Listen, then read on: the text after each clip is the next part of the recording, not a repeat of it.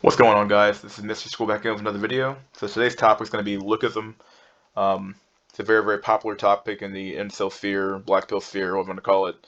Um, it's been covered a million times by other YouTubers, so I'm not really going to go into like in depth on it. I'm not going to have a lot of examples stuff like that, but I figured I'd cover it anyway, just to get a video out, so people definitely have something to watch. So let's get into it. So before we get to lookism, we got to look at bias. So lookism obviously is a form of bias. So what the heck is a bias? Well, a bias is a disproportionate weight, or basically a bias is in order to, let's speak this in our own words, disproportionate weight. So disproportionate weight, let's just use you have a preference, a strong preference in favor or against an idea or thing. Usually in a closed-minded or unfair way. It could be against groups, individuals, or beliefs, and they're either innate or learned. A bias is a sort of heuristic. A heuristic is an approach to problem solving or self-discovery that employs a practical method that is not guaranteed to be optimal, perfect, or rational, but is nevertheless sufficient for reaching an immediate short-term goal or approximation. Basically, a heuristic is a shortcut. It's a way for you to get through the world really fast without having to think too much. Your mind's constantly running off of heuristics, and your mind's constantly running off of biases that are either conscious biases or unconscious biases. Um, you don't really have a lot of control over the unconscious stuff, and you actually really don't have a lot of control over the conscious stuff. It's the stuff that kind of comes in and out of your thoughts and ideas, and you don't really have any control over what you're thinking or how you think. You don't have as much control as you think you do. By the way, let's keep going. So we have the idea of unconscious bias or implicit bias. So what's an unconscious bias or what's an implicit bias? Well, it suggests that people can act on bias or prejudice or stereotypes without intending to. So we have this conscious level here, this picture here of the conscious level, our thoughts and perceptions, which arise from these lower levels of consciousness, which you call subconscious level, your memories, your stored knowledge, and you have unconscious level, which is all like the back end stuff. Almost like a computer in a way. Like you have your a Windows, Windows 10 over here, the very top, like you have a window open, and then behind the window you have like your memory, you have like all the stuff going on in the background, and then deep down within the kernel you have like the actual operating system of how stuff actually works. And this is what we're kind of talking about down here. So, one example that's related to looks is that while society says looks don't matter consciously, explicitly, they say this with words. You've been pounded, you've had this pounded into your head since birth. Looks don't matter, guys. Anybody can do anything. We're all equal. Looks don't matter. Everybody is the same.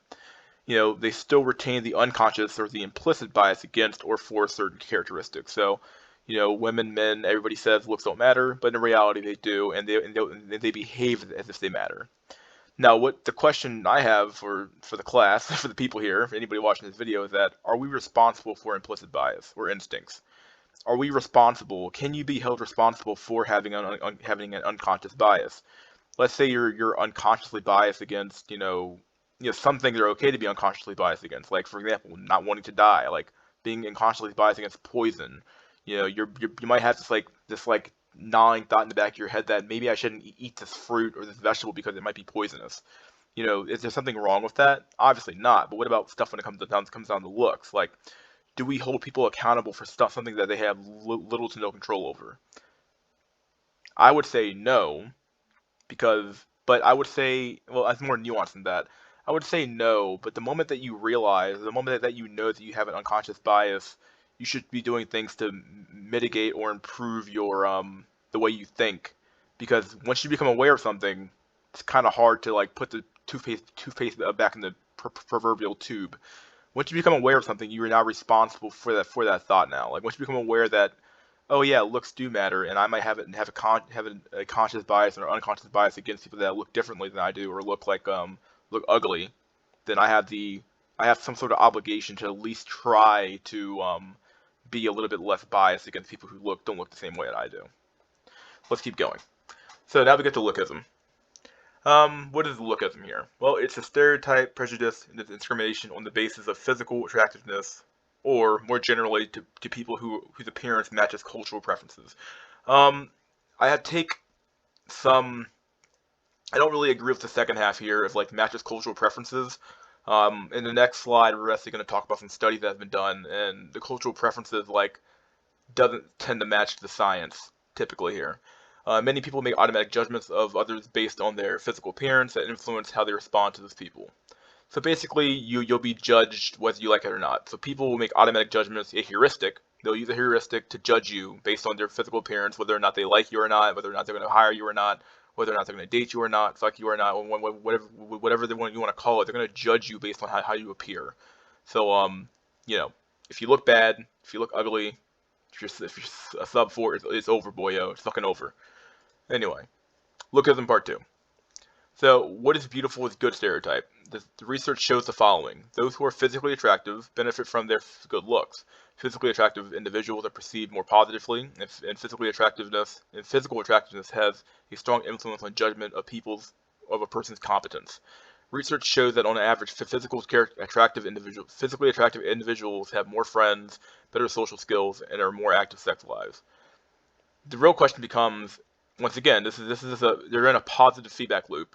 We covered feedback loops in other videos, but these people here are in a constant of virtuous cycle, a constant positive feedback loop where they look better, therefore they get more friends, therefore they have better social life, therefore they have more active sex lives because they look good. It's an axiom. It's a self-reinforcing feedback loop, and you know the person who's ugly is stuck in a negative feedback loop. You're ugly, therefore you have less friends, therefore you have worse social skills, therefore you don't have a very active, you have no sex life. So you're constantly fucked. You're fucked by the system. You're fucked by the own system. It's not fair for you. So it's not fair, and it never has been fair, and it probably never will be fair. Some fun facts here, some about the studies now. Lookism grew in the 1970s within the fat acceptance movement. Studies show that newborns as young as 14, this is where I'm challenging this here. The studies show that newborns as young as 14 hours prefer to look at attractive faces rather than unattractive faces. This challenges the idea of cultural preferences unless culture is innate to a race or genetic. So this idea that the looks are I believe that European or Caucasoid phenotypes tend to be more attractive generally. That might be innate. That might not be as culturally influenced as we think it is. Now, can you culturally influence people to think consciously that, oh yeah, you can have a big nose and cleft lip and a recessed chin and be attractive? Okay, sure, you can say that, but it's all about how people behave. We don't really care about what people say or what they think, really. We care about how people behave. And if these children are behaving in one way of looking at an attractive face saying, oh look, this person's attractive, I want to look at that face longer, then, that's all that matters. We don't care about, we slammed into the kid's head that, no, you need to look at the cleft lip guy and look at him, he's also attractive too. No, he's just not going to. Children are very, very honest with what they think, and they tend to be more honest than adults, obviously, because they don't have all the baggage of society cramming all the crap down their throat yet. So I'm trusting the kids here more than I'm trusting the adults who made the study. Let's see. Other research shows that women prefer to date taller men, and that there is a beauty premium for jobs, meaning that you could earn more money or be up for promotions more often if you are attractive. This being ugly literally affects your money too. You could literally be fucked over for a promotion or getting paid less because you're ugly. Once again, not fair.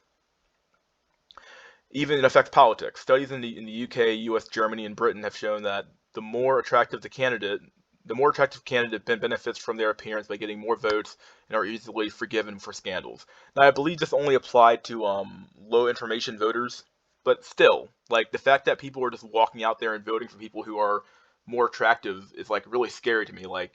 You would expect an informed voter to show up and be like, I'm an informed voter. I'm going to vote based on the fact that the politician is going to help save my life and make my life better. Well, no. Some people are just voting because they're dumb fucks, and they're just going to vote based on how good or bad the person looks. And that's just a really fucked up way to vote. Okay. Now we have the halo and horns effect. This is just a kind of an aside here, but this is a pretty good topic because it relates back to lookism and this idea of biases.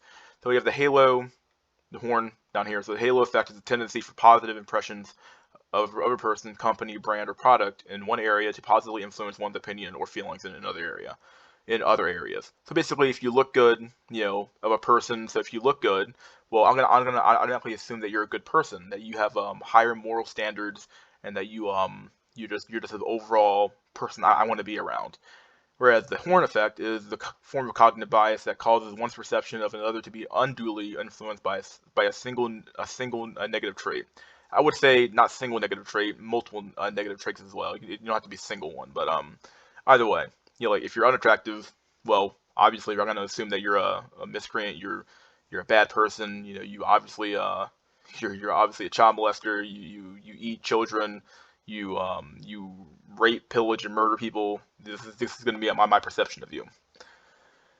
An example of the Horn effect may be that an observer is more likely to assume a physically unattractive person is morally inferior to an attractive person, despite the lack of a relationship between morality and physical appearance. Really, they're like, yeah, like once again, another example of fucked up human psychology, or the way that we were designed for hunter-gatherer, heuristics were, all this background stuff that we have in our minds. It was all designed back when we were hunter-gatherers, hunting for centuries, eons, really. And now we're here with like our fancy smartphones, computers, GTX 3090s, and shit like that. And our bodies, or our animal minds, are in like this weird environment where like we're not where we should be. Like our minds are like trying to but our minds were made for like a certain environment, but we're no longer in that environment now.